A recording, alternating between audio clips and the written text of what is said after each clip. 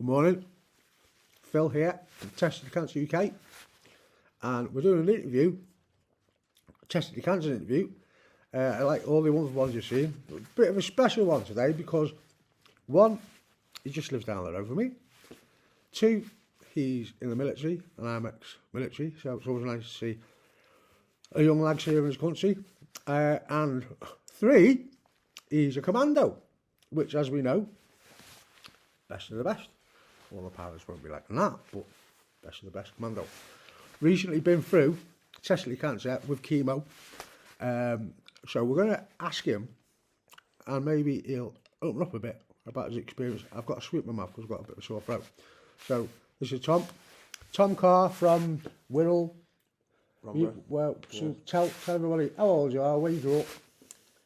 So I'm 21, born in Germany because my dad was in the military, and then moved over to like Merseyside, Wirral. How long ago was that? Maybe 15 years ago, yeah. And how old are you, Tom, by the way? 21. 21, you're only 21, you're really young. You are in the, is it 5'4"? 5'4", yeah, Commando Squadron, Royal Engineers. Royal Engineers Commando Squadron. Yeah. So he's a Green Beret. And at the end, actually, I'm going to ask him what that course is like when to get that Green Beret, maybe that, because I watch it, I'm like, wow. But, so, if you can, tell us from where you first found the lump, where you was how you felt.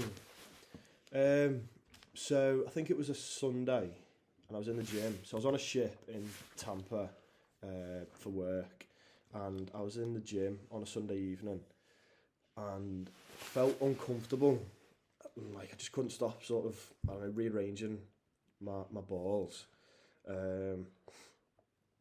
Uncomfortable as in? Felt like I was just constantly having a wedgie, even if the wedgie wasn't there, sort of thing. Went for a shower that night, had a little play. Didn't really notice much. There was a little bit of a lump there. Play as in a field. And then that night when I was in bed, it was mega uncomfortable. And this was a Sunday night. So I proper had a look and a check, and there was a lump there, and it was quite a big one. And then it was the Monday morning where I was debating on going to see the ship's doctor, because obviously no one really wants to have a bloke look at the crown jewels. But yeah, I went to see the ship's doctor on a Monday morning. He wasn't happy at all when he had a look. Then referred me to a city GP sort of thing, but in America. Went there the Tuesday. He wasn't happy either. Referred me to go get a CT scan on the Wednesday. Or CT, no, ultrasound. Right. Yeah, ultrasound on a Wednesday. Because it was military, it all got fast tracked, I think. Right. And you're in America. Yeah, and it's all private, so if you pay for it, then it's rapid. Then that was the Wednesday. I think I went back to see him on the Thursday for how you doing? And then on the Friday I got the results, and they were like, yeah. So he came in all happy, and I was like, oh, it mustn't be that bad. Yeah. Yeah, came in all happy. Oh, how you doing? How's your week been? I was like, oh, sound, yeah, class this. I had the ship's doctor next to me. He was like, oh, it must be all right. Opens up the piece of paper. Oh, face just dropped. I was like, fuck's sake, no way. Yeah. Can I swear? Yeah. I was like, fuck's sake. In my head. And he was like, yeah, so from the scan and the bloods and the tests that we've done, it looks to be testicular cancer. And as soon as he said the C word, it's like everything just goes. Oh, yeah. And he's just zoned out. And the only thing I was thinking was I should have just waited until December. Because obviously I was meant to be out there till December in the Caribbean and America, that sort of thing. All I was thinking was I should have just done this in December.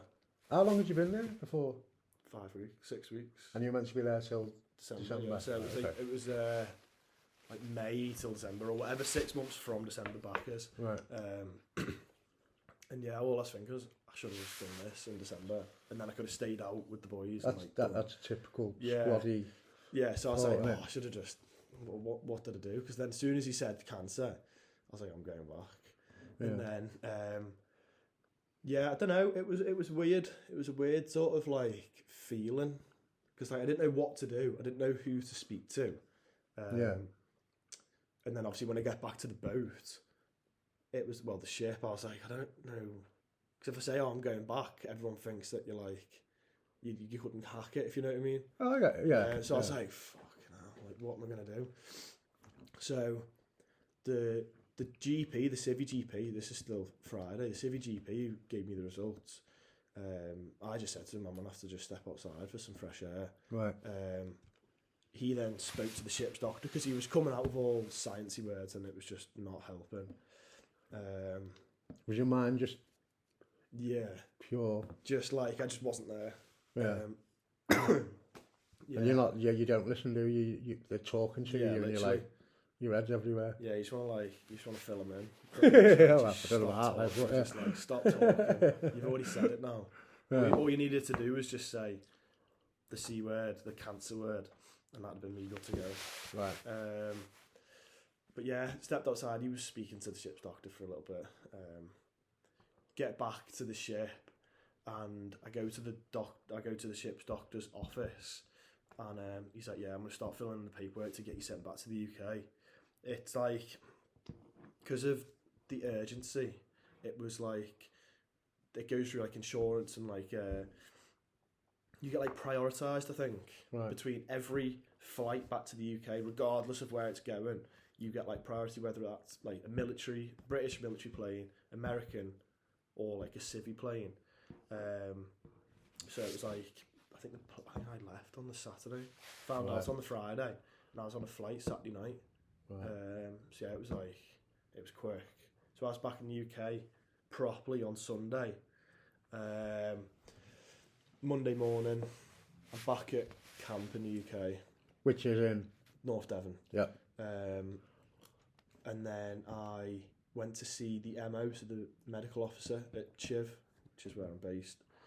And they were like, yeah, right now, as it stands, you're like, whatever the lowest downgrading is before you get medically discharged, so you can go home and everything will be dealt with.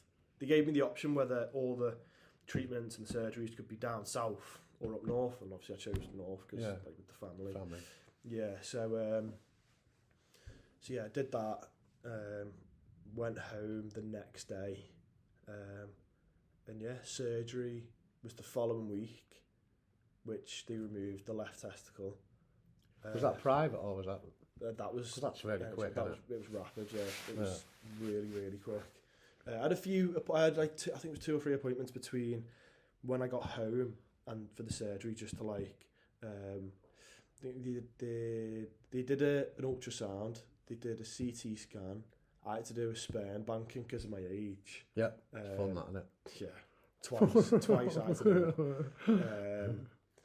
And then it was, what was it then? Yeah, so then it was just appointment with the doctor for like a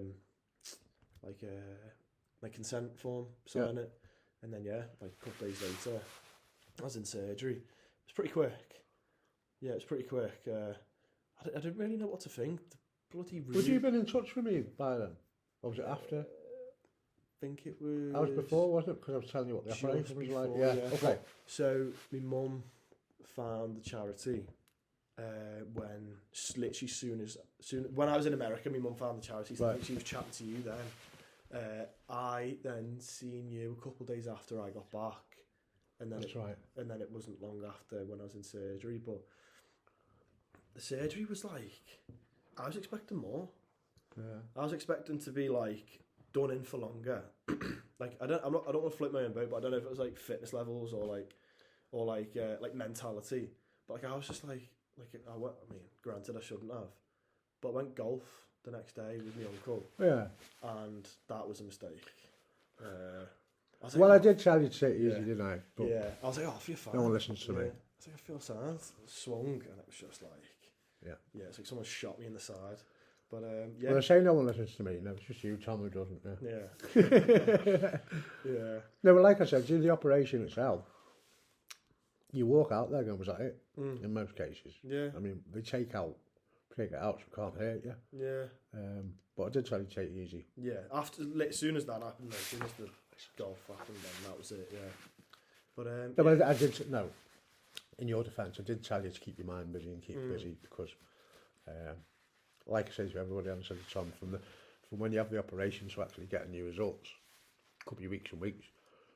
So your mind can either get stressed and worry, and you sit there worrying about cancer, or you can keep yourself busy. But after the operation, it's more relaxed, but keep yourself busy. If you see what I mean. So you know, you probably did the right thing anyway. But did it hurt? Did you hurt it? Yeah, God.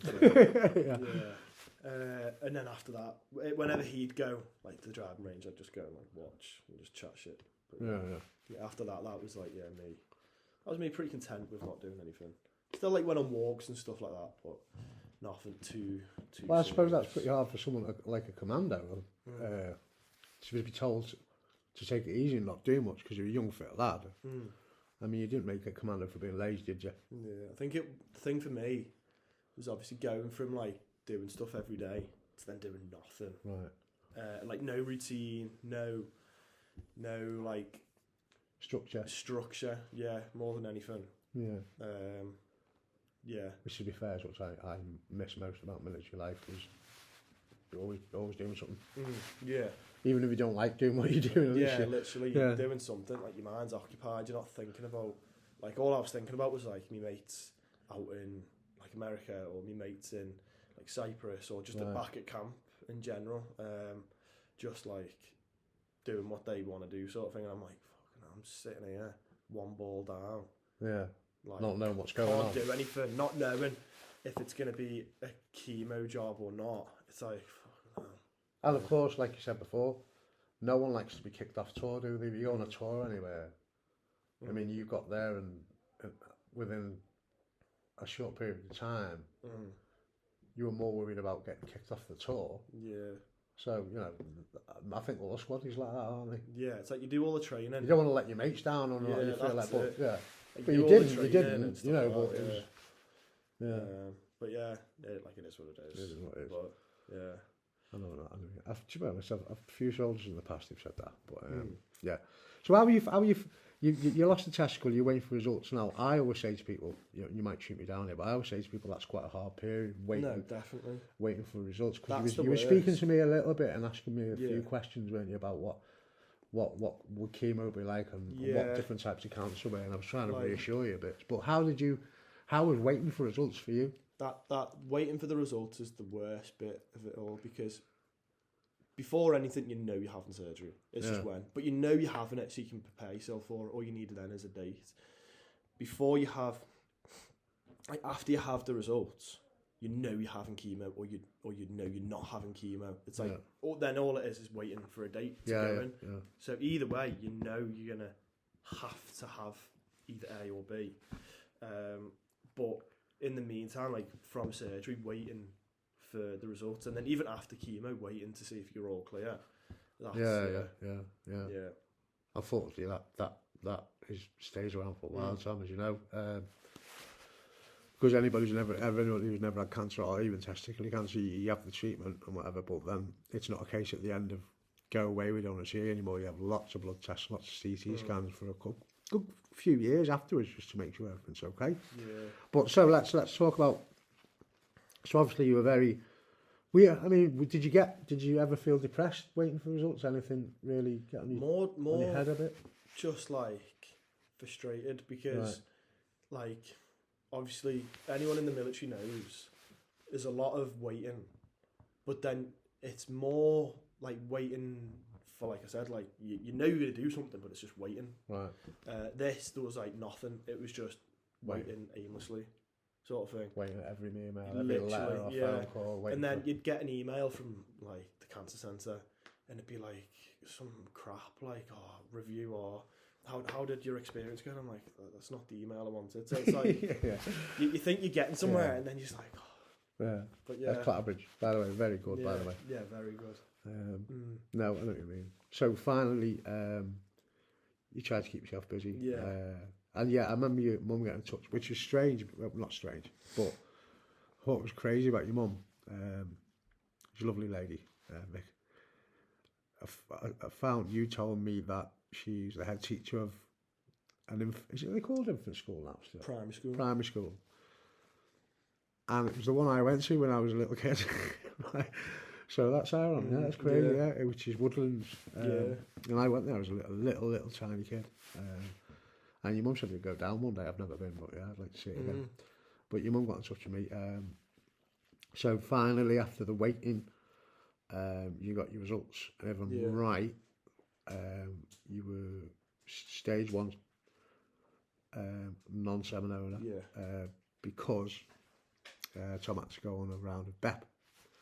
Now, if you've got pure seminoma, you usually have 1 round of carboplatin, which is a lot easier.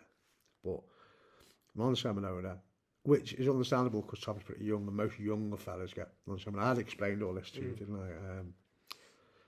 I? If there's a chance that what they usually do with 1 round of BEP, if it's stage 1 confined to testicle, but it's shown maybe signs of invading the bloodstream, because we never knew your blood results, did we? I asked him a couple of times, he kept, I don't know. But blood results help. But he obviously went on to a round of BEP.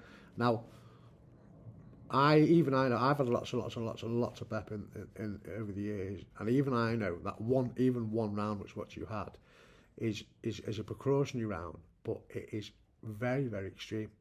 Like just 1 round of BEP is hard work. So you found out that you were going on BEP because I remember you asking me what to do and what it'd be like.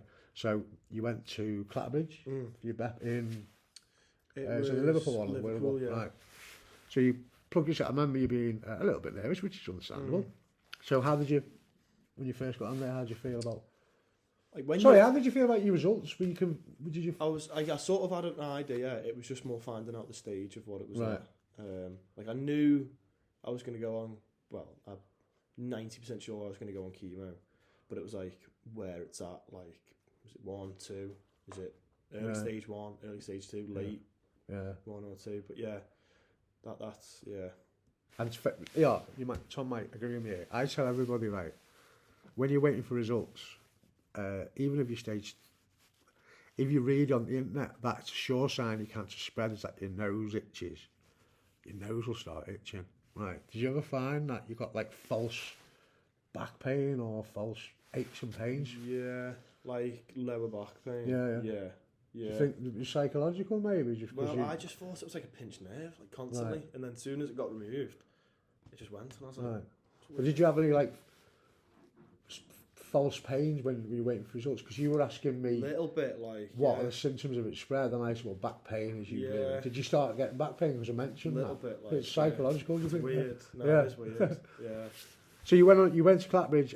It's only been recently, hasn't it? It's been very quick. You went on Clatterbridge and you knew you were going to chemo. Do you remember how you felt going in and starting your chemo? Going in, like I don't know. I'm always very like. Unless I've been through it before, and I say, I don't know, like if you know it's going to be shit, you'll be like, fuck's sake, can't bother.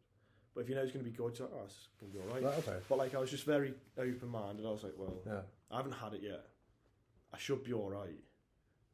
And to be fair, actually having it, it's fine. Like, because obviously you're fit, you're healthy before you go in.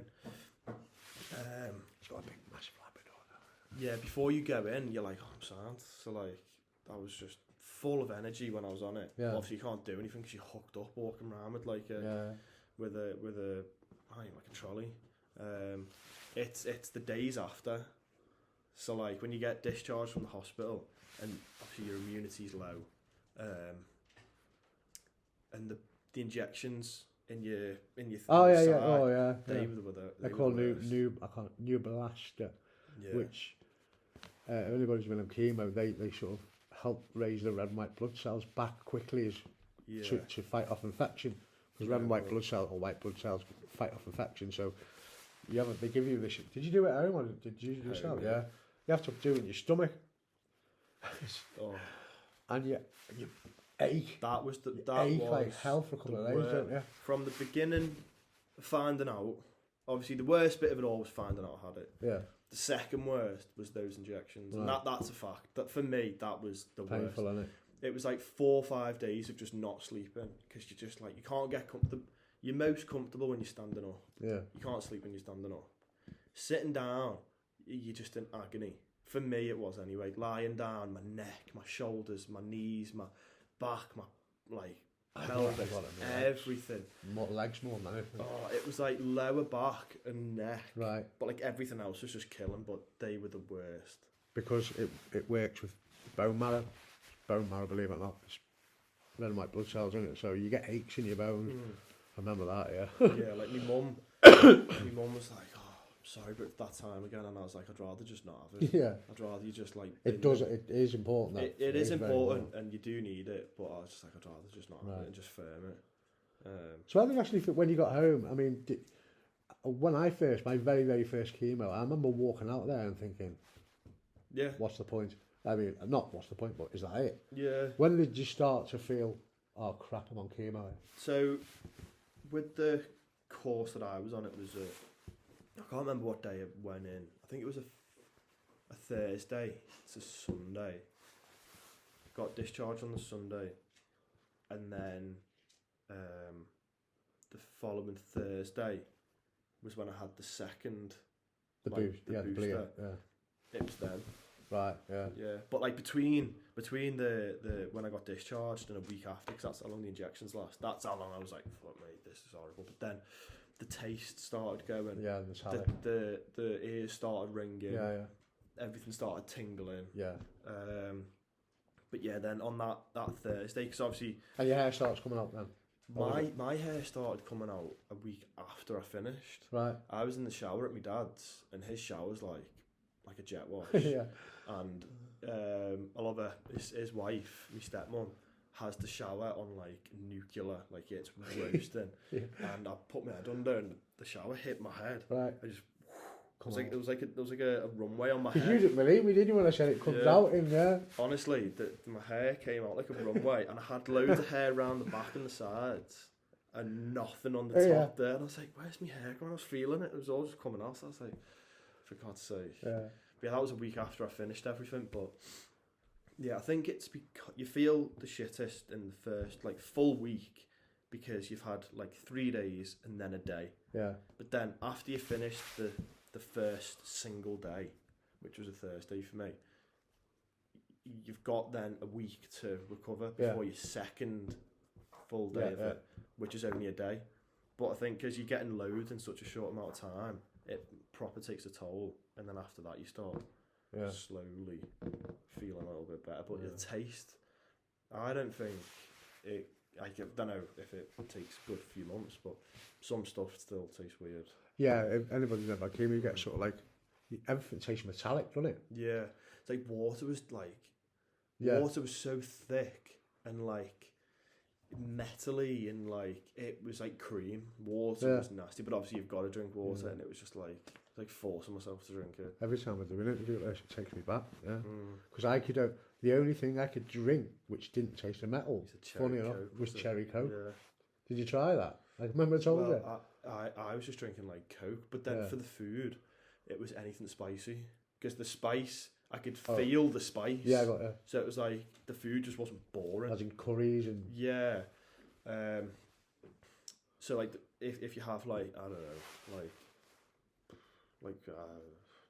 like pasta, it was just eating just tasteless food. Yeah, but then if you banged a load of paprika and chili powder in it or whatever, like chili flakes, it'd be like blow your tits off, but you'd be like, I can actually taste it, so it's all right. But you were on the bog for a while afterwards. Yeah. But like you could actually taste it, sort of thing. Yeah. So it's like manageable.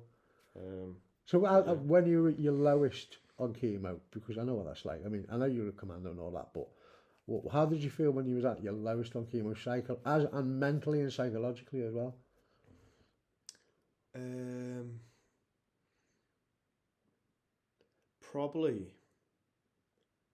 Probably halfway through those injections, and I know I'll come back to them again, but those injections, because you taste the stuff. Injections, the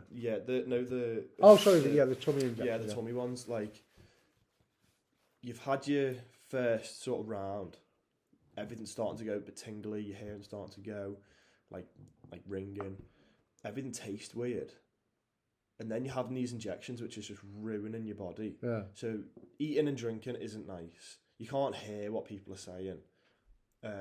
You can't sleep properly. You're tired. Yeah. And then like I love them to bits, but my mates out who I was with in America, like I love them. They're like I'd do anything for them, but they're calling me. Yeah. And I'm like, oh, you fucking arsehole. Like, oh, look at me, I'm on the beach, I'm on a run. Yeah. And I'm there in bed like a vegetable, just like, oh, I can't do Which is why anything. you didn't reply to my text for about 4 or 5 days. Yeah, 'cause I'm just like, and you alright, mate? Oh, God, he's dead.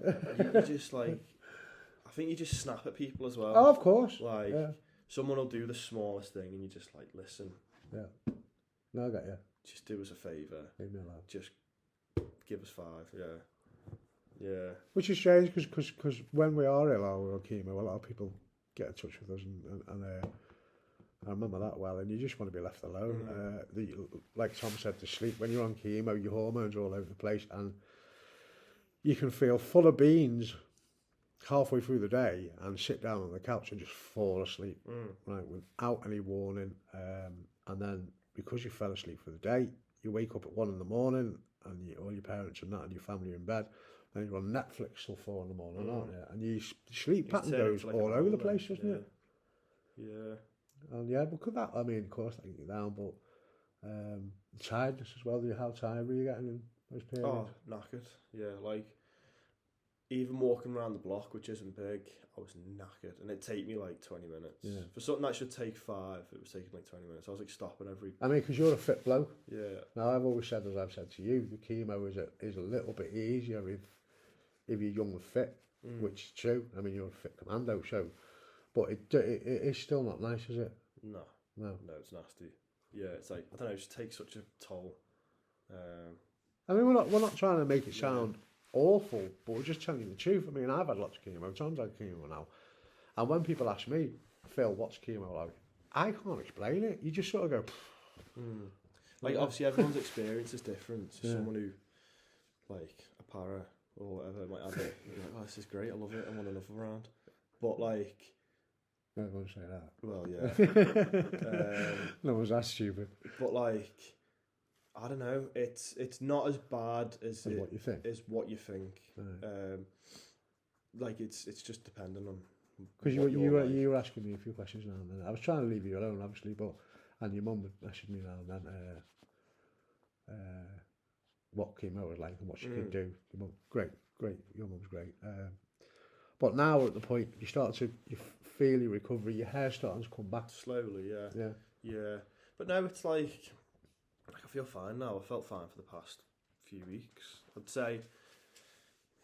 I'd say 2 weeks after you finish whatever chemo you're on, that's when I was feeling pretty good. Yeah. You can tell when your hair. With anybody who's on chemo, when your hair starts to come back, that's when your red and white blood cells and your immune system's near enough back to normal, so they start growing normally again.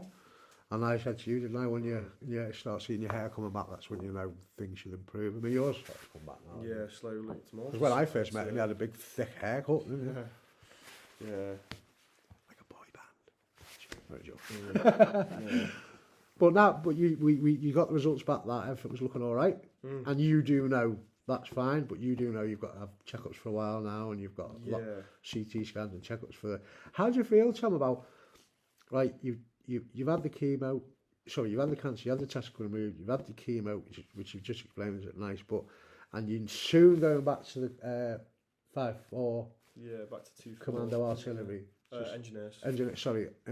Sorry guys, to resume work very soon. So how you feeling about that? But you also know that you've got to have blood tests and CT scans for a good 2 or 3 years to keep an eye. How do you feel about that? So what the army have said is, like, obviously they'll accommodate pretty much anything. Yeah. So like, I'm waiting on a letter from like the cancer centre to say exactly what I need when I need it, and it's only a CT scan. So it's a CT scan every year and a blood test every 6 months. Right.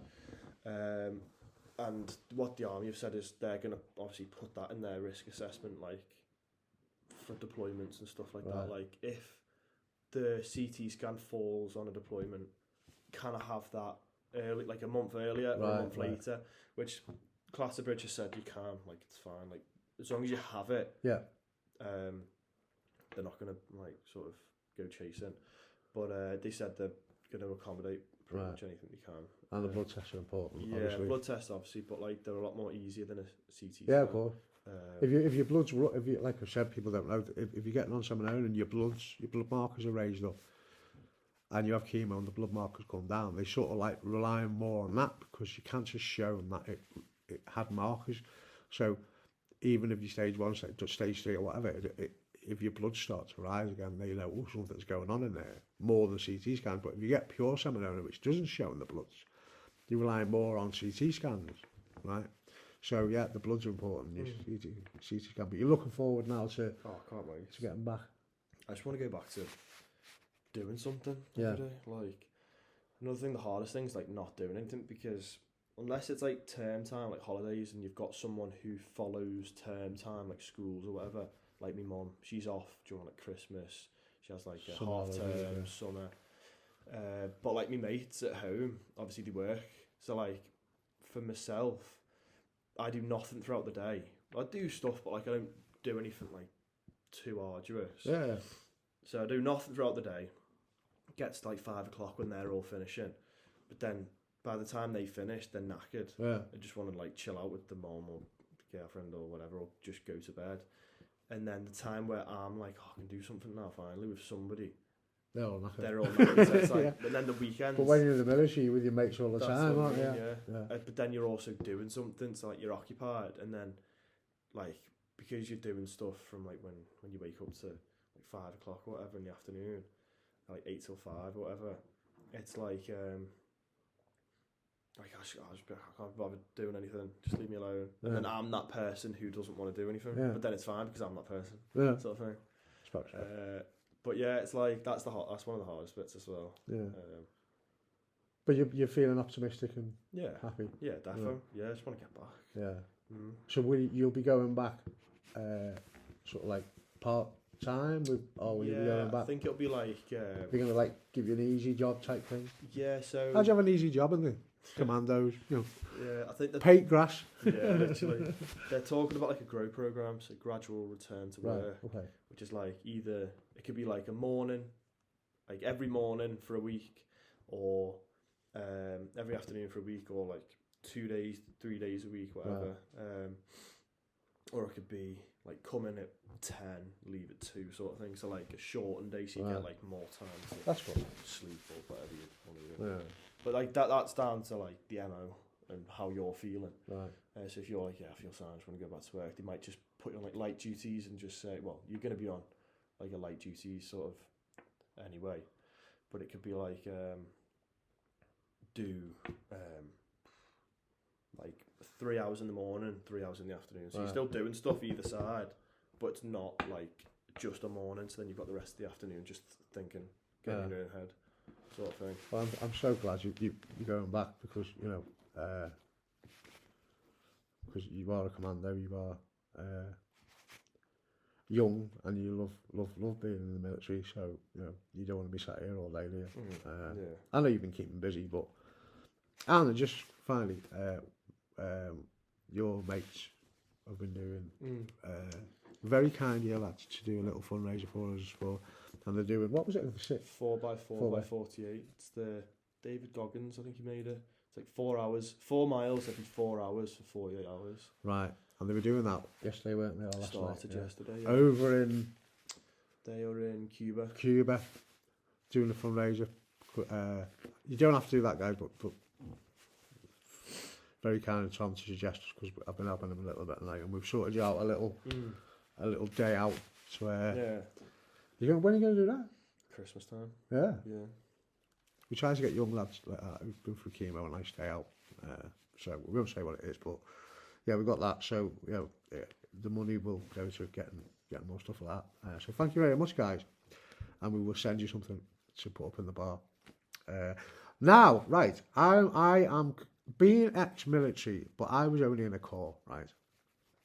So although I was a a regimental boxer and all that, I was quite fit. I was always in awe of the commandos, Green Berets, but paras, whatever. We don't mention paras, do we? So I'm going to ask Tom now, right? Because how do you become that? What's that commando course like? To get the dagger to Green Beret, because I've seen it on telly, and we did a 12-mile speed march once, right? And I was pretty fit, and I crossed that line in tears, right? In absolute tears. I want me mum, I want me mum. Like, how do you lads manage to do 30 mile? Is it in 12 hours? 8. In 8 hours? Yeah. I can't get my head around it. Well, 30 mile is easy because it's the last day, and if you don't pass it, then like 20 weeks has gone to nothing, right. Sort of thing. So like I woke up on the day of the 30 miler thinking when I go to sleep, like it's only 12 hours. It's less than 12 hours. Right. Like and you're the fittest you've ever been when you're by at that point. Yeah. Probably, yeah. Yeah, but you're also the most knackered you've ever been because you've also done like. Oh yeah, so let's start. You go to Limston to do the commander course. You got to do the a conditioning course. Conditioning before first, which is like 4 weeks. 4 weeks at Limston. No, at Chivner. At Chivner. Yeah. So they say to you, right, we think you can go through to the commander course. So it's like, if you're just a shitbag, they'll try. Well, I don't want to say they'll try, but they won't recommend you to go. Right. So like, if you're just an absolute like, you don't know what you're doing, your admin's up your arse. Not up to scratch. Not up to scratch. They'll say you need not more work. Bag, not up to scratch. Yeah, they'll say you need more work. You can go on the next one because at that point you'll have done like 2 beat ups or whatever. Yeah. And then you most probably should be good enough to like go to CTC. But yeah, the beat up is, I don't know about like other lads, but the beat up was like so much worse than Limston. Right. So they actually make it hard before you actually do it. Yeah, because it's like if you prepare for like, if let's say a marathon, if you like 26.6 miles, whatever, but if you run 30 miles or 26 or 28 miles, whatever, like a little bit more in less time, like fast as you can. Yeah. By the time you come to doing a marathon, yeah, it's going to be easy, but you're going to be able to just sail through it, sort of thing. So like prepare for something harder. So when you actually do it, it's easier. So when you so when you got to Livingston to start your commando course, could you take us through? I'm interested in this, by the way. Take us is it a week? Commando course a week, is it? No. Test week, no. So the beat up, the initial like conditioning course. I don't know if it's changed now, but it was I think 4 or 5 weeks. I know it was 5 weeks, but the last week's just like PCPA. Right. PCP. That's a drug, I think. Yeah, I was gonna say, PCPA. Yeah. So yeah, the PCPA and the swim test and all that sort of stuff. That's in the final week. So, but it's like a Monday to Wednesday, so it's not like a week. So you do that, and then you go to CTC, which is I think 12 weeks or 11 weeks. Really? Yeah. And it's a week on camp and a week in the field. Right. So like the first week you'll be on camp, so it'll be like right. Yeah. So it's not just they're actually teaching you the role of a commando, and the test is at the end. Yeah. So to speak. Yeah. But no, I always thought it was just a week of tests. No. So you get 12 weeks of like basic training again. Then sort commando of. training, Royal Marine training, but just obviously shortened. So like everything like Royal do in like 40 whatever weeks or 38 weeks or whatever you do, and try and squeeze it into. Because you've already got the military skills. Obviously. You've already got the military skills, so you don't need to touch on like your wet and dry drills, but you also do that in the beat up as well, because you might get someone like a dentist or a chef who's never touched it in their life, or they've touched it at basic once 5 years ago. Yeah. So the beat ups are where they take it back to basics, but with them doing that, it's like your timing's like just fucking awful. You don't have any free time. The exercises, because it's like they're trying to, I don't want to say like weed out the weak, but find who really wants to go. Oh yeah, well. So like they make it pretty hard, but then when you get to CTC, it's like obviously they don't want you to fail, but they don't want to like if you pass, you need to be at a standard where they'll be comfortable with you next to them, sort of thing. So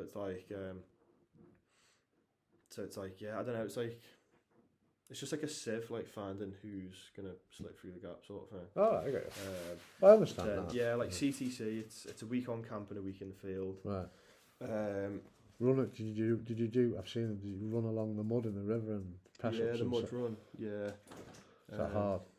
It weren't hard for us because it wasn't like a thrashing. Because I think when we went through, they were trying to find stuff to give us a beasting for, but they couldn't. So they were just like, "Oh, I was going to give you a beasting and make it up." So it was more just a laugh than anything. I watched the documentary about the Royal Engineers and they were doing that, and these poor lads were laughing when they went onto the mud run, and then at the end they were crying, and I thought, wow, that'd be me crying. I know what that feels like. So you do. So what? The final bunch of tests to get your green beret and your dagger. That's over a week, isn't it? Is it? Sorry. So you come off final exercise, which I think's a week. You come off that on, I think it's a Thursday. Then you zero your rifle on the Friday. Yeah. So come off exercise on Thursday. You zero your rifle for the endurance course. You do that on the Friday. For endurance on the Saturday. Right. Now med centres closed on the Sunday. Otherwise it'd be like pulled. It'd just be back to back. So you've got the Sunday off. I think that's what everyone says. So Sunday's off, and then it's 9 mile speed march. I think on the Monday. With full kit. £21 in a rifle. Right. Everything's £21 in a rifle, right. From endurance, obviously, in Woodbury Common, to speed march, to Tarzan, which is the high obs, to the 30 miler. But the 9 mile speed march, it wasn't the hardest, but is that as a squad? Group, yeah. So I think you split down into two groups when we did it, because ours was quite big, but I was at the back, so I couldn't really see. Just because when you're at the back, obviously, if you're in the middle, you need to keep the pace. Like it's like left, right. So you keep the pace, so you can hear it in step, which makes it easier. But me and my mate, really good mate, actually, I'll be seeing him tomorrow, or today even, hopefully. But me and him were just like, you know what, we'll just stay at the back, because then we can just like... It helps you be tall though, isn't it? Yeah, defo. Like long legs definitely help. So if you can get long legs, get them. I'd be taking. I was little, and when we did speed march in the army, I'd take 2 steps for his 1. Yeah. I'm a midget. Yeah. But it helps being tall. Yeah, definitely. But we were just sticking at the back. But my is there a time scale you've got to do that? Yeah, 10-minute miles, so 90 minutes. But you get 3 breaks. Well, not breaks, but like a water break. Well, they'll just like, I think it's like electrolytes in a mug. That's some pace, isn't it? Yeah, it's pretty. Is it across country or is it on roads? Yeah, cross country, like up and down. Sorry. Right. Even on mud and gravel and. I think a little. I can't quite remember. I don't know if a little bit of it went through the common, but like 99% of it was on roads. But it was like up and down and up and down. Yeah. I hated speed marching. But I did my boots far too tight, so my shins were in the bin. Yeah. Then on the last or the first checkpoint, I can't remember, I like loosened them off. But then everyone started to go, so I just had to like tie like 6 or 7 knots in my boot. Right. It was loose obviously, but I just had to like tie loads of knots and just like sprint off. But yeah, I caught them up and yeah. But you did that, and then what was the next day? Tarzan course over Tarzan, yeah. Which, for me... People would say that looks easy. It's not, is it? It's easy when you're not getting timed. Right. So if you just get to take it slow, it's like chilled. Because it's just like an assault course, isn't it? Up high there. You've got your rifle and you've got you have your weapon on. Yeah. And you've got to get across this course without stopping. Well, if you stop, so you get 30 go! Minutes. Yeah, so you start at a 30-foot tower, or I think 30 metres or 30-foot tower, I can't remember. Yeah, go on like a slide down, like a rope, and you're just roping down. Get to the bottom, you lash your rope or whatever, you strap, and then you start the high obs. But for me, it was just carnage. From when I set off to when I finished, it was just everything that could go wrong went wrong. So, as in what? So I thought my rope was like, because they need to be like quite wet to like slide down. Right. If it's dry, it's just like there's no friction. Well, there's too much friction. Sorry. So I thought my strop was wet enough, but because we were waiting for so long, and the day it was roasting. So it was in the summer. Summer, which some people say summer course is easier. Which, granted, the weather can be better, but then You're hotter though, aren't you? You're hotter. You're it's drained. roasting. We had one lad who went down with heat, and it was just like. But then, because he went down with heat, they were like, "Right, you're all getting wet." Right. So like, go cool down in the river. Cool down in the river. Just run in the river. So I had to go in the river. So like, the lads who are getting wet in a winter course, yeah, it's cold, but you know it's going to be horrible. Like, but you can warm yourself up and you can try to stay as dry as possible. But it's so hard to cool down on a summer course unless you get wet. But yeah, so my strop had like dried out, like bone dry. So I went down, and then I was going, and then it just stopped dead. And I looked down, and I was like a good like 10 feet off the floor. Right. And I was like, the fuck am I meant to do here? PTI runs up with this rope just like to catch it, because obviously some people go down rapid. Like if you're first or second up, I think I was like, because I had a pretty shocking run on my practice. So I think I went from like 6th or 5th in line to like 10th. Right. But then that's 10th on the actual test. So when I went, it was just like my strop was bone dry. Went down, stopped. He comes up. He says, "Oh, wrap your feet around this." And then like, in my head, I heard him say, I don't know if he said it or not, but let go. Yeah. So I let go of the strap with my feet wrapped around. He started walking forward, which then pulled my feet. So I was vertical. He then pulls my feet, which brought me back. I then fell like the 10, 12 feet or whatever it was. It's a what? No, it's like gravel, so it wasn't too bad. But it went to me, I was like, oh, fucking hell. So you fell 10 feet? On the test, yeah. Did they make you do it again? Or No, did you say that's your test. Like, it's test day, so like, if you've got to like do it. Then if you failed, you'd have a rerun the day after your third miler. So high obs, I did fine. Get down. What's the one? Sorry, what's the Tom? I've seen them doing it where they go on the rope, and they've got the leg over the rope and they come across, and then they have to that's your regain. hang down, and then your regain. that looks rock hard, man. It's technique more than anything. It's like if you know what you're doing, where to put your arms, when to kick, and all that, it's dead easy. Like you don't need to be strong to do it. So they obviously teach you that in that course. So they do everything, but on the so you do the high obs on Tarzan. It's high obs. You run round. You run past the 30-foot wall, which you climb up at the end. Yeah, I've seen that. Yeah. Then it's onto the bottom field, which you go tunnels first, then the 12-foot wall, and then you go down towards like the tank trap, whatever it is. 6-foot wall, then your leopard crawl, and then it's like the zigzag jump off, and then it's the chasm, which is like where you do your regain. Right. But I went up, did it fine, come down, foot slipped on the rung on the like ladder. I smashed my chest, winded myself again, fell in between the bloody gap at the bottom. I'm there looking up. It's like this went from bad to worse. But then you've got like the swinging bridge. You run up the hill, 5-foot wall over that, and then it's I don't even know what it is. It's like a fence almost. You got to climb over it, swing yourself over, and then you run back to like the 30-foot wall, climb up it, and then that's you done. But yeah, it was it was a mess. But yeah, the Tarzan's an easy course if your luck is good. But and you're not afraid of heights. Yeah, helps. definitely. Yeah, definitely. Which I am. I never used to be. Just as I've got older, I've got afraid of heights. But yeah, so Tarzan for me was just carnage. Like, I mean, how tall are you? Like 6'1", 6'2". Did you find that the smaller lads struggled on the commander course? I feel like the smaller lads had like it was 6 and 2 3s. It's like on endurance when you're going through the tunnels, the small lads they can just with the little legs just scurry through. But then like going downhill, they don't have the long enough stride to like give them some beans like down. So like I was overtaken like the first. So I think I was second group to go through on endurance, and I overtook 2 of the 3 or 2 of the 4 that went through.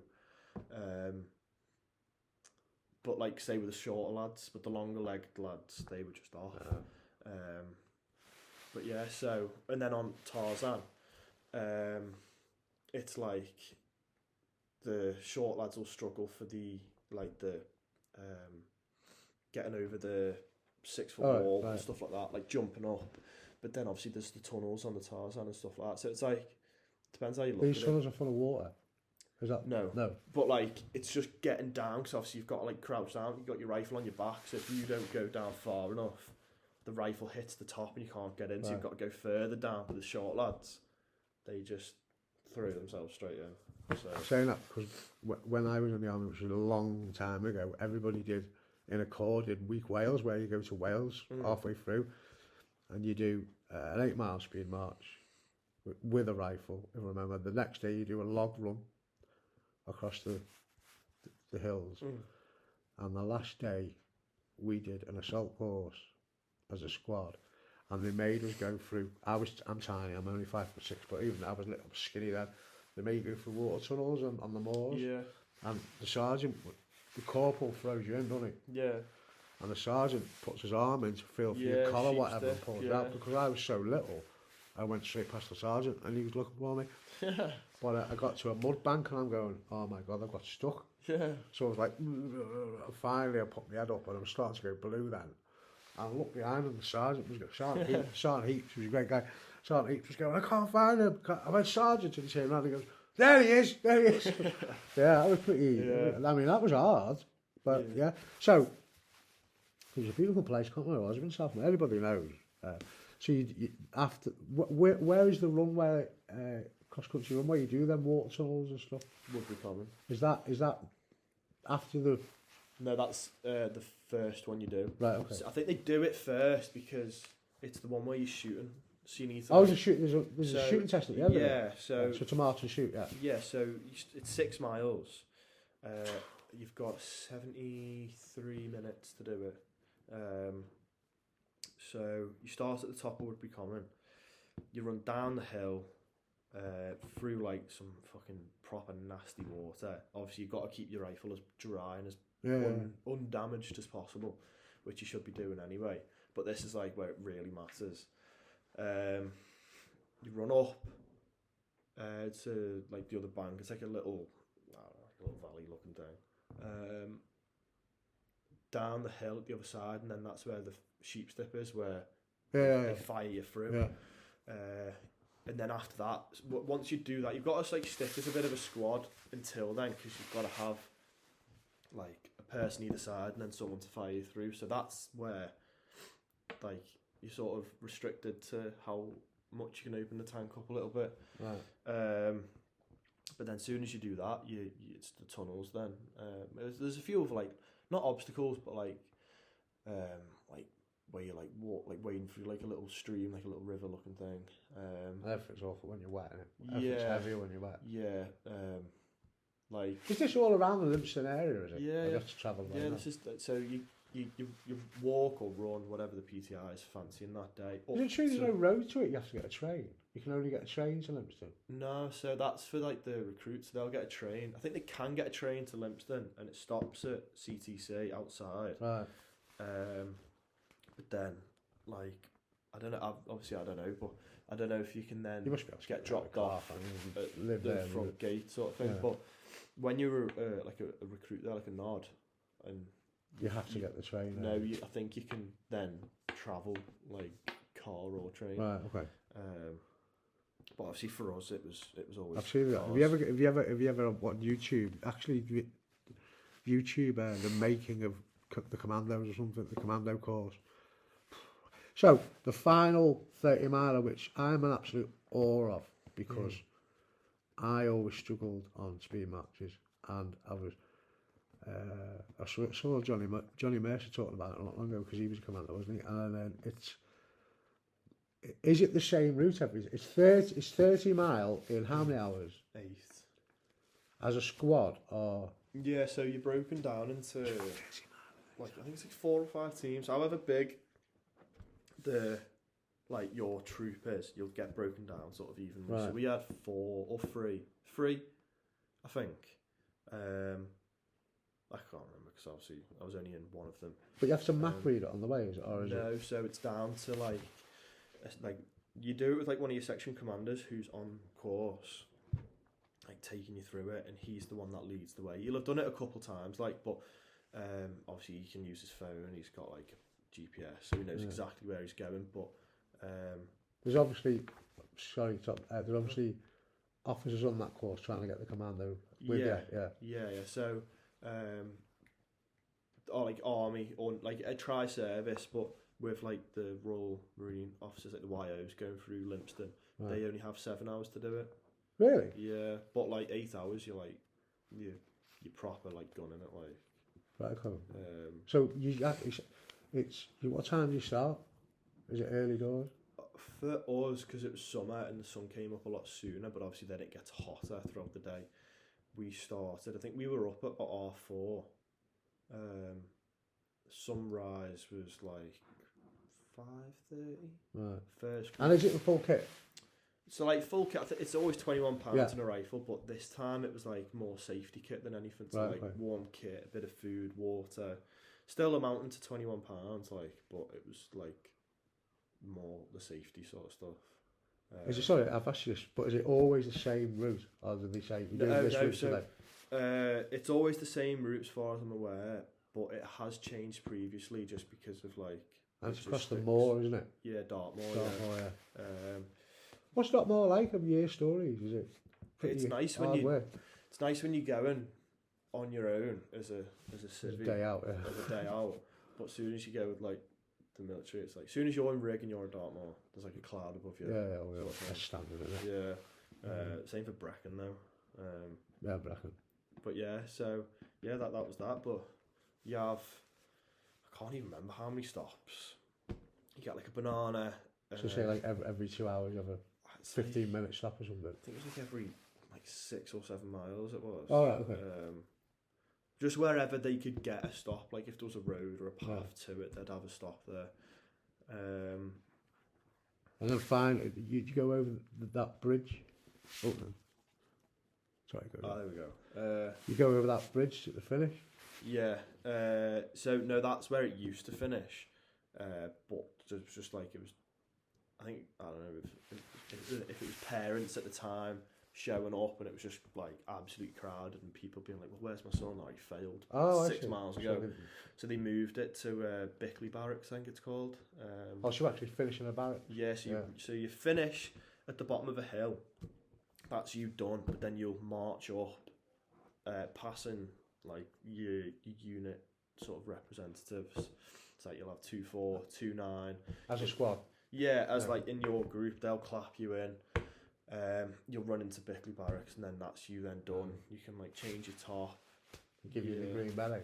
They'll wait for the last group to get in. They'll all give you like a pasty, a drink, whatever. A big Cornish pasty. Yeah, well, I think it was, Yeah. Yeah, I've seen that. There's a big pasty in it. And then you're getting like a hollow square, and then you come round and dish out your berry and stuff like that, and then that's you done. But yeah, the 30 miler. Mentally, if you can mentally get past the fact it's 30 miles, it's the easiest one, because it's 8 hours. All you got to think is when I go to sleep tonight, I'm gonna have a green beret. That's all I was thinking. It's like Chad, is that sound? How old were you when you did that? 19, 20. So it was a few years ago now. Yeah. And how often to keep that dagger and that green beret? How often do you still do obviously tests all the time to make sure you're up to scratch? So more so than a core. It's more like, so you do the like your annual fitness tests and stuff like that. Like that's standard. But it's more like because you're then like commando trained, they expect you to be at a standard. But then like if you go on a deployment and they're like, well, what the fuck's he doing? Like, why is he all the way back there? Then it looks bad on you. Yeah, of course. So it's like, because you've done the course, you held it a standard, you need to keep that standard. So they don't really do Don't like... enforce it, they expect you. Yeah. Yeah. Like, Which is understandable. Yeah, like on Fizz, if you're doing like a session where it's like it's always really a competition, but like if you're commando trained and you're like last, they'll be like, well, why the hell are you last? And someone who's not trained is first, sort of thing. Right, yeah. Because like should be first, you should be fitter, you should be showing an example. Yeah. A bit like an officer's got to show an example. Because like that non-trained lad, for example, who wants to go to Limpston, he should be looking up and go, fucking hell, like, I want to be like that. Like, look how fit you are. And then if you're like, fat and lazy but trained, then it just looks bad. So being a commando, we think a lot of it is you've got to keep them standards in your own time. Yeah. Right, but because, well, there we go, folks. I mean, if I can be honest, what we just proved is commandos can get cancer. And I found that interview fascinating because the cancer stuff, obviously, I know, but I'm in absolute awe of the commandos who do Limpston, and even Paras who do P Company and SBS, SES and all that. So, yeah, it's I was always very envious because I did great in basic training in the army, drill, everything, but because I was little, I struggled with speed marching or long distance marching. So it's 30 mile. I was like crossing the line at 8 mile. But then again, guys, as the older guys know, I had that's how long ago I was in the army. I had an SLR rifle, right? If you know, you know. He's got that shit,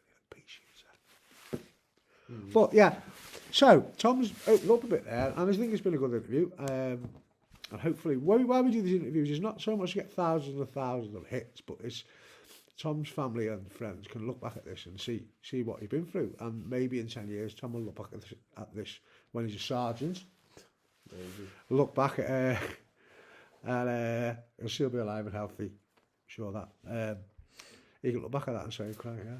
But more so, this is more any young lads or any young females who find out they're facing cancer when they're in the military, that it can be done, and especially with testicular cancer. I've known a couple of lads, including Mick Riley, who's now retired, Mick Riley got to RSM, and he had testicular cancer within his first 2 years of joining the army, and he went through lots of chemo and that, and he went all the way to RSM, so you can still achieve things even if you have lots of chemo. Tom's had chemo and testicular cancer, so it's a little bit, I'm waffling on now, but if you are in the military, you are a young man. You finish off, Tom, briefly. Tell all your commando mates and people in the military and all that why it's important to check your test scores. I guess it's like with other cancers, you never know, sort of thing. Yeah. Like, most of the time it's internal, but with like testicular, it's the one you can actually check and be like, holy shit, there's something there, sort of thing. Right, an advantage. And like for the military lads, like you have that much time to just chill in your room, and you're probably just gooning away. What does gooning mean? Wanking. So you might as well just check. Commando term there you go. You might as well check your balls and just be like... Yeah. So how is this all this experience? I mean, I know it's pretty new, but is there any change in outlook in your thought of life, or? Just more like how fast stuff can change than anything. Just like going from 100 life is precious. To nothing, yeah. Forgot to mention about the fake ball. Oh yeah. Did you get the fake testicle? No. I've only got me one. But you can have. You can have a fake testicle. Yeah. I woke up with the false one back in the. God, I can't remember. It was years ago, 20 years ago. I woke up with one, a false testicle. But did you given the option? I was given the option. I said no because I thought it'd be cool. Like, it looks cool, which it does, to be fair. Okay. Yeah. My false one, I hit with Bex battles at parties, so. Yeah. Mind you. Yeah. But yeah, well, I've enjoyed talking to you, Tom, and hopefully, maybe in 2 or 3 years' time, we're going to keep in touch, hopefully, because I want to make sure that you're doing well, and you know I'm always here if you need me. I know a lot of young lads are reluctant to speak to me a bit because they want to man up a bit. But Tom did ask me stuff, and it takes a lot of battle for a young man to ask what chemo was like and saying he's a bit pissed off, and he did. But you know, I'm sure anybody who gets testicular cancer in the commandos or anything, I'm sure Tom will always give you a chat if you want to get in touch with him, because he's been seen it, done it. So we found out about testicular cancer, and we've also had a brilliant interview about what it takes to become a commando for the engineers, which is 5-4. You don't say 54, don't you? No, so it's 2-4 Commando Engineers, that's the regiment. Right. And then 5-4 Commando Squadron, which Right, is there's 3 squadrons, it's like 5-9, 5-4, 5-6. Why do commandos say 5-4 but the army say 54? Is it just tradition? I don't know, like, I don't because know. they say 4-2, don't they? Yeah, or 40. Right. Or, well, they say 40 because you can't say 40, but like it's 40 and then like 4-2. Right, I thought it was like just an age, yeah. But Tom, take me on, mate. You know, I'll always be here if you need me. And that's a frank interview. So, yeah, like I said, even young commandos, it's important that you check your score. Young lads in the army, Air Force, Royal Navy, whatever. It's important to check your scores. And Tom did. And by the sounds of it, the military were pretty quick. And if they'd have left it a bit, we all know with non-salmonella, it can spread and it can get pretty nasty. But because they were so quick, and well done to the military, because they were so quick in diagnosing it and getting that testicle out, he managed to just get, stage, although he needed chemo, stage 1. So it's important that check your testicles once a month. And it's important not to do 30-mile speed marches. Really, isn't it? But yeah, thank you, Tom, for speaking to me, and we're going to put this online, and hopefully some lads in the future who are in the military, or young lads who are going through chemo, can look at this attitude and think, well, this is how Tom got through it, because he's got a good attitude, which you expect from a commando. But he did admit that there were times when he got very down, found it hard, and for any young lad to admit that they found it hard, anything hard sometimes, he just admitted, he said he got through his commando course. And it wasn't too bad, but to admit that he found it hard in cancer is great. So thanks, Tom, and we'll end the interview. And check once a month, guys. And again, sorry, thanks to the lads who did the charity run over in Cuba. We will be I will send Tom we do canvases and we'll put pictures on it, and you can put it up in your squadron bar, and appreciate it, really do, because we don't get much funding at all, so it will go to helping. So thank you very much, and maybe in 5 years, Tom, we can do another one when your hair's back. So thanks, Tom, thanks very much. We'll end it there.